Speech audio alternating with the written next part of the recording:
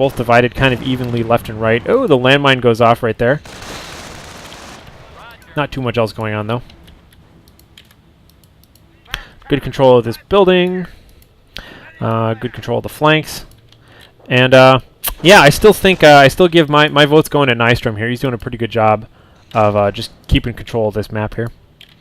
Gonna take a look around, see what else is building here. Nystrom is now researching. Let's take a look here. It looks like he does have Vet level 2 for his tank, so the suspicion is correct. He's going all the way with that one. Vet 2 Stugs are now running around. We do have this great positioning here on the Nebelwerfer, who's now taking shots at the center of the map. He really doesn't want anyone capturing that anytime soon. I think anytime he suspects that's under attack, he's just going to go ahead and Nebelwerfer that. And you'll notice that this looks like a fairly exposed position, but frankly, he's got wonderful coverage. He knows that nobody's actually going to be able to get anywhere near this Nebelwerfer without having to go through some of his forces. So now we see a little bit of a spearhead here. AirTaylor is pushing up right now with this Greyhound armored car. Focus firing these engineers, actually, of all people. And going to have to deal with this Burgers Puma at some point. Stormtroopers moving up from the left. Whiffing a few shots there, but it looks like the Puma is managing to land a few shots.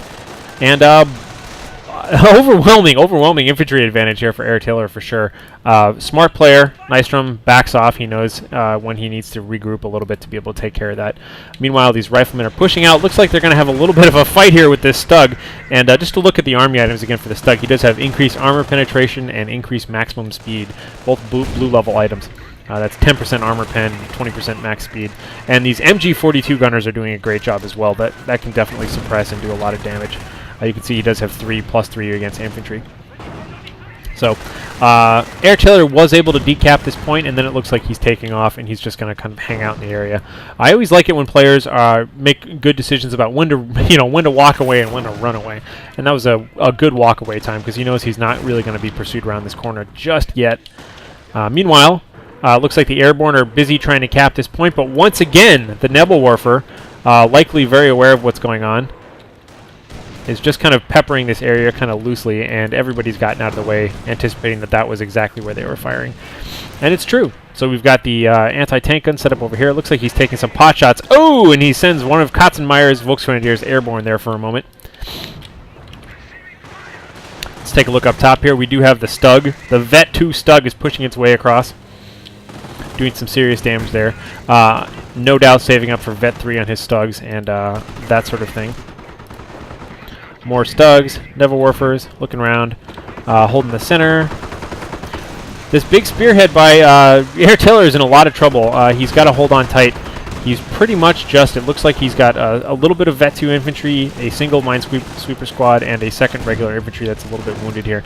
Thankfully, they're able to do some serious damage to this Stug because he is backing out. You'll notice that, this is kind of like, two big alpha lions, facing off of each other. No one really wants to get into a big fight just yet. Yeah, Nystrom is complaining that his guys tend to miss a lot, and that's one of the fun aspects of Company of Heroes Online, is that unlike some games where you always have like guaranteed amounts of damage and that sort of thing, just kind of the randomness of attacking and missing and bouncing off and stuff like that just kind of adds to that weird realism kind of feel. A lot of times they'll say, like, the definition of a good war story is, like, a guy throws a grenade into a bunker and one dude jumps on the grenade and tries to save his friends, and the grenade goes off. And really what happens is, and this little sneak grenade, speaking of which, just happened right there. Grenade goes off, and in fact, it just rips through him, and it hits his friend in the throat, and it kills the other guy, and they're all laying on the ground bleeding to death. And that's kind of the real war story. It doesn't actually have any morals or anything like that. It's just kind of randomness happens. So just kind of random destruction. And that's what we've got here today. Lots of destruction. So meanwhile, we saw some more Nebelwerfering over here on the left. Desperately trying to capture the center point. It looks like these engineers are able to take it. We saw that surprise grenade over here on the left, and it looked like the Nebelwerfers went for that. Oh, and a big strafing run right down the middle. Kills the rest of the two Bazooka Joes here hanging in the center. By the way, I apologize. That's what I call anybody running around with a bazooka. But the riflemen here are just kind of there, just kind of tanking.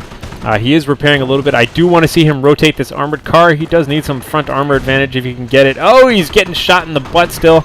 Main gun is destroyed. And look at that. He does actually manage to take it out. This anti-tank gun this whole time was laying down the fire.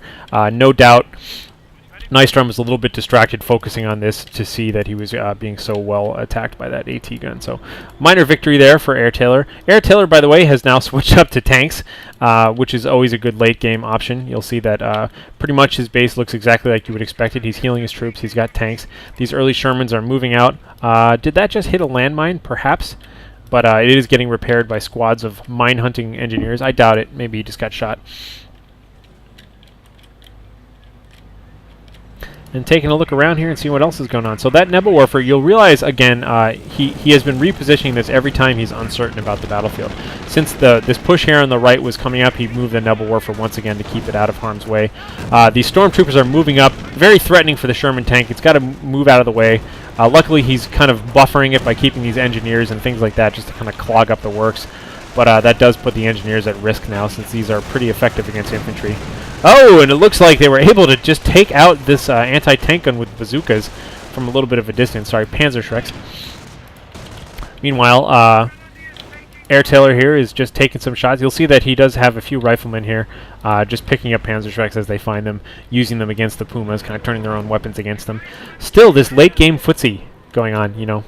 I always talk about the chessboard, and you can see late game, both players are still very aware of what they need to capture and what they don't, and just, you know, still constantly fighting over territory. And here we have it. nystromBLITZ has activated his heavy armor support, giving him at least a Tiger here in the center. And you'll see that now we have this really dominating German army to deal with. The map is basically covered in Vet 2 Stugs, Pumas, and now a King, not a King Tiger. I was going to call him a King metaphorically, but of course the King Tiger is a very different unit. This is just a Tiger, but he is sitting here in a kingly way, just kind of squatting on the center of the map. You can see he's doing the right thing now, recapping his victory point, and just kind of poking around the sides here. I don't know why he decapped that fuel without trying to cap it himself. Maybe he was hoping for a quick 3 cap, you know, just to get 3 all at once and do a lot of extra damage.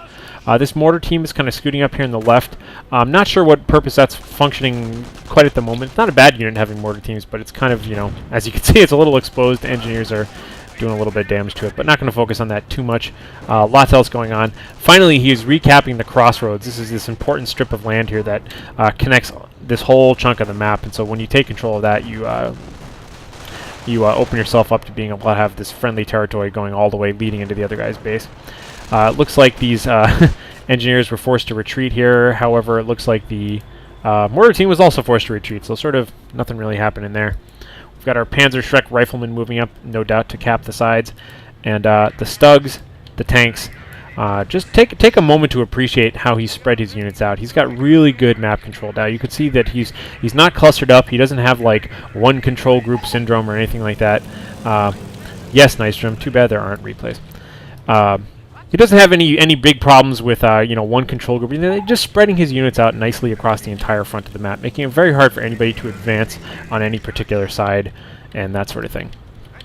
So I like it. It's a real challenge, and AirTaylor has got his work cut out for him if he's going to cut through. Great mortar placement here. You always want to put them behind hedgerows and things like that.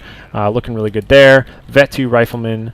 A couple of airborne players here resupplying, and here we go. It looks like nystromBLITZ has just activated his rocket barrage. Will he hit? Will he hit? Oh, he has pinned. He has pinned. The mortars are not moving. Oh, they're taking. Oh, and all 3 mortars go down. No, and a little bit of light damage here to this Sherman tank. So pretty good rocket barrage there. Why not? Just kill that, nip that in the bud before it starts encroaching on you with mortars. Meanwhile, you'll see this tank has racked up about 7 kills. He's just kind of patrolling around no man's land at the moment, this kind of blast cratered area. Not really doing too much else. And I believe that was, yep, that was Vet 3 finished researching here for the heavy armor. Meanwhile, it looks like AirTaylor is just kind of capping up on the left here. Capping on the right, again, a nice neat division. I'll keep pulling up the mini-map here just to show you, but a nice neat division down the center with Nystrom being in charge of the middle firmly. You'll see, once again, he's repositioning the Nebelwerfer whenever he can, taking some shots, likely over here on the map, but we'll see where exactly. Yes, I was right, there it is. Definitely just trying to prevent the capture, pinning the units, or suppressing them at least. But unfortunately, over this range, it's not very accurate, but it has done a good amount of damage. Oh, and it looks like maybe even some burning damage was enough to kill that one guy.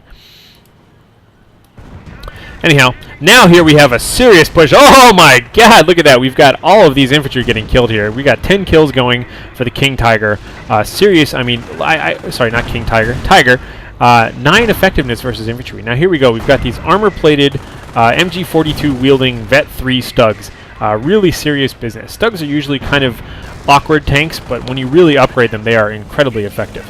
These airborne players, these airborne infantry are just rushing in, trying to get some lucky recoilless rifle shots, and they take it down to 5%, but they just don't have the momentum to get through all of that. Meanwhile, so many shots coming here. We've got a wide area of battle here, and it looks like the King Tiger is just firing like crazy at all these groups of infantry.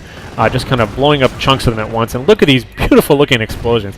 I've said it before, but I don't know who he is, but whoever the relic guy or group of people is who made this wonderful dirt plume-like explosion whenever you have a big artillery shot, thank you. I just love that so much. Oh, look at that! Ah, just giblets, and it looks so good. Anyhow, huge kills here for this Tiger. 15 kills.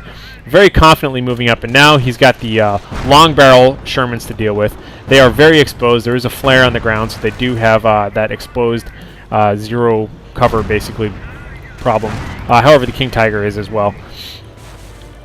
So we'll have to see. Everybody's kind of backing away. Big Stug sitting down on the ground. Really capping these front points now. He's getting a little bit aggressive, moving up right into the very front of AirTaylor's base. AirTaylor is in a lot of trouble here. He needs a lot more anti-tank than he has. Both tanks opening fire on these infantry. And we'll see. It looks like more shots going into the barracks. Barracks taking some serious damage now. We do have this Duffy's anti-tank gun once again, who's going to start firing some rounds in. Combined with the Sherman, and look, a single shot from the King Tiger straight into the center, and we do have a strafing run that just runs across all that. I don't even think it did anything, honestly. It looked like these guys were able to retreat away from it, but just one in trouble with you're a big tank and you've got a anti-tank gun. You just blow the anti-tank gun up. Of course, it's the simpler solution. Meanwhile, that was a perhaps a very threatening attack, and we do have a GG well played by AirTaylor, so fantastic job by both players. Really high level of play, very conservative, thoughtful play, use of units. I really enjoy their styles of play, and I look forward to more replays from them. So we've got, it looks like Taylor is just going for one more quick push here, while the two of them exchange well-mannered comments about the game and where it went and all of that. So I always appreciate good manner. So I'll go ahead and let this replay finish. But thanks again, and if you do like my replays, please feel free to subscribe. Leave me feedback. Tell me what you liked. Tell me what you didn't like. These replays are for you guys. I want everybody to enjoy them. So once again, big thanks to all my subscribers, and stay tuned for more. Once again, I am HarlequinCoHO. Good night, good game, good luck, have fun.